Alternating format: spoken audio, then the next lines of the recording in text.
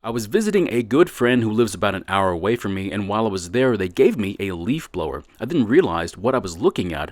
They may not have realized it, but they handed me a very uncommon Makita 4-stroke blower, and at that point, I was very interested in fixing it. However, it turns out my enthusiasm was short-lived because it needs some parts thrown at it, and because it's not a common blower, I'm not sure if I can even get the parts anymore. In today's video, we look at this Makita blower, and the problem is that we don't have any information about it, but more than likely the engine's not going to start. Now, as excited as I was to get this blower, I soon realized what a pain it was to get something so uncommon, and you'll see what I mean here in a bit. Now, I'm going to try and repair this blower, but yours might be a little different, so this might not work on yours. If things are not working out for you, like in the video, please ask about it, and I'll be glad to answer your questions. Before we start this repair, I do want to clarify that I am not opposed to small 4-stroke engines at all. I think they make life a lot easier as far as not having to mix oil and gasoline. They also sound really cool, like a little tiny scooter. Now, the cheaper 4-stroke stuff from questionable companies give them a bad name, and that's because they're of poor quality. However, as you'll see here, this one is not that at all, and hopefully we'll get to see what a good company can do when designing these engines. The first thing that I want to do is take a good look around and see if there's anything obviously wrong with it. I'm looking for anything that might be broken or missing, and aside from it being very dirty, I don't see anything terribly wrong with it, but it didn't take me very long to discover our first issue, and it's actually quite serious. So it turns out the recoil is not catching the engine, which unfortunately means we won't be able to test if the engine even runs. However, I can at least turn the impeller by hand to feel if the engine is rotating the way it's supposed to, and if the engine is fighting back on the compression stroke, which luckily it is. That means at least the engine is not broken internally and it's not worn out. Now, before I go any further, I'm going to give it a quick cleaning. This will keep my hands from getting dirty and transferring that dirt to the engine, carb, or the fuel tank. So I've gotten some comments saying that I should only clean it when I know it's worth saving, and to be honest, that reasoning does make sense, but I'm going to keep doing it this way because this is what makes sense to me, at least right at the moment. Luckily, cleaning this blower isn't going to take that much time as there isn't that much surface area to deal with. Also, it was mostly dirt except where the oil cap is located at, so using a degreaser really wasn't necessary. However, after finding the hidden fastener on the rear cover and taking it off, I soon realized that it was also dirty under there as well. Now, I knew this blower wasn't used all that much, and after getting a sneak peek under the rear cover, it confirms that fact. After taking a look at the bolts on the recoil, I soon realized something. Someone had already been here, and unfortunately, they only put one of the 4 bolts back on, which is quite sad. It means more than likely whoever did this found the issue and realized it wasn't worth fixing for whatever reason, and only bothered to do the bare minimum to put it back together. The worst part is that it might have even been a repair shop who might have quoted the price, and when the owner declined the repair, gave it back to that person just like this. Now, that is just a theory, but it's also very believable as well. Now, on a normal blower, after taking the recoil off the back of the engine, I would typically be able to use a socket on my drill to spin the engine over to do a test start. However, on this one, there's a problem. This starter cup is also the nut, and it threads onto the crankshaft, so unfortunately there's no standard nut I can use a socket on. Now, there are a few other ways for me to turn the engine over for a test start, but I'd rather invest that time into fixing the recoil instead of working around it just for a diagnostic. So here's the recoil, and this is when I realized having an uncommon blower can be a bad thing. I've never seen this style before, so I wasn't sure what it was supposed to look like, so I didn't know what the issue was that was causing it not to work. After doing some research, I soon realized what the issue was. There's supposed to be a metal swing arm that's missing from here. Now, the arm is what makes contact with the starter cup, but for some reason it's just missing. After taking a closer look, I soon realized what caused the arm to fail. So part of the arm is supposed to ride in this opening, but as you can see, the end of the opening is broken, and that allowed the arm to come loose from its mount. Now, you may not approve of the way I'm going to fix this part, but that's okay. I just think it makes sense, at least at the time of filming. So this is a new swing arm, and as you can see, it's not an aftermarket part, but instead an OEM part at full price, mind you. Now, it wasn't very expensive, but then again, it's just a piece of 12-gauge wire bent into the shape of a question mark. When I saw the part online, I honestly thought about bending a piece of wire to look just like it, but instead I decided to pay the price and not have to play around trying to get the recoil to work correctly.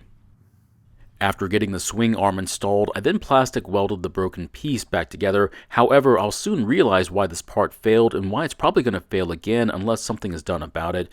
Now, after letting the plastic cool down, I then tried to use it and everything seemed to be working great. So I think I was able to fix the recoil for only a couple of dollars. Just for your information, a new recoil assembly would have cost about $40. However, the swing arm I ordered was only $8. So I think I made a great choice. Now that the recoil is pretty much done, I probably should have reinstalled it to do a test run, but just in the off chance that there's nothing wrong with the carb, I'm going to pour out the old fuel so we can put some fresh fuel in it for a real test run. Now the fuel is definitely a strange color and the smell tells me it's no longer gasoline but something else at this point, which means it's a good thing we poured it out. There's also a blob of water at the bottom of the tank, which is something we don't want in the fuel system. We can also see that the fuel filter is still attached to the fuel line in the tank, which means the inlet screen inside the carb should be free of any dirt or debris, which is great news. Now I thought the fuel lines were in great shape, however after taking a closer look, I think it's best if we change them. So here's the reason why I think the recoil is going to break again. If you look at the wire after you pull on the rope, you can see that the arm moves into its channel, but there's a plastic block that's supposed to help brace it, but as you can see, it's not even touching it. That means there's a lot of force being placed on the part we repaired. The reason why is because when I was melting the plastic, I was trying to make sure there was plenty of material to keep it from breaking again. The problem is that the opening does not extend as far as it's supposed to allow the arm to make good contact with the brace. Now to fix it, I'm just going to melt more plastic so the arm can make contact with it, and as you can see, it's now very close to making contact with the brace, so it's less likely to break in the future. I do have a theory on why it broke in the first place, but we'll get to that here in a minute. If you recall, most of the bolts were missing for the recoil, so I had to buy some new hardware. Now these are just standard bolts that I got from the store, and the reason I got them is because if I had bought OEM bolts, a pack of 4 would have been over $15. I think I paid less than $2 for all 4 of these. Now I got slightly longer ones than I needed because I wanted them to grab more of the threads than the original one, but it turns out they're a bit too long, so I'm going to cut off about a 1/4 inch, which means they're still going to grab more than usual without bottoming out. Now I didn't get any of the washers, and the reason is because I intend on using medium strength thread locker on them once I know the blower works, that way they won't back out on their own over time. Now I got a bit excited to know if this was going to work at all, and for some reason I only put 3 of the bolts on, but it turns out the recoil needs to be securely attached to the back of the engine to work its best, otherwise the swing arm will skip over the starter cup, so I had to install the last bolt. After securing the last bolt, it turns out the recoil works great, and I'm going to learn a few things about how not to use the recoil here in a minute. Now since it's working, I think the best thing to do would be a test start and find out if this engine is going to work or if it's going to end up in the parts bin. Unfortunately, it looks like the foam pre-filter is breaking apart, but I'm not too concerned about it. Now the main filter is extremely oily, but the best part about this style of filter is that it can be cleaned. Next, I'm going to put some fuel into the carb's throat and then try starting it.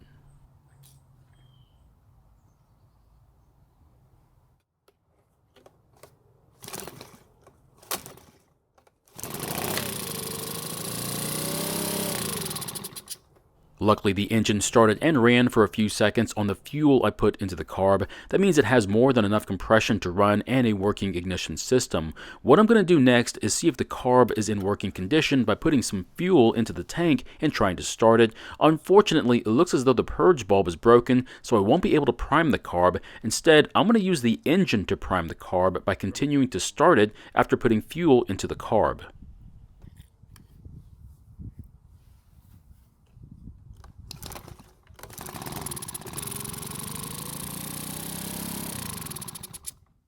What I'm doing is having the engine work the diaphragm pump inside the carb to pull fuel from the tank. I should only have to do this a couple of times before the carb should have some fuel in it.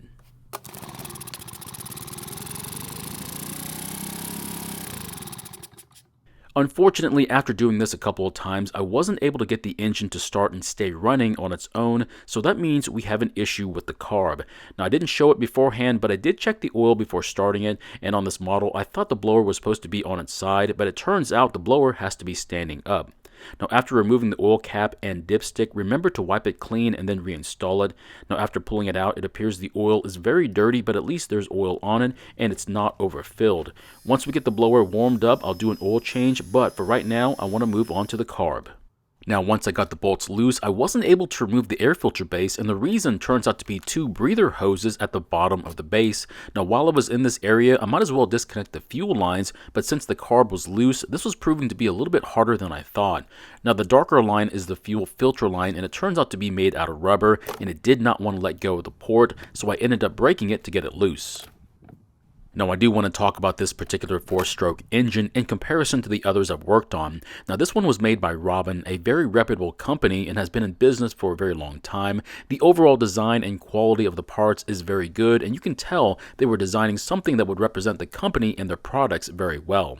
Unfortunately, I can't say the same for the other brands I've worked on. I won't say the brand names, but if you go back in my library on this channel or in my other channel, you'll see what I'm talking about.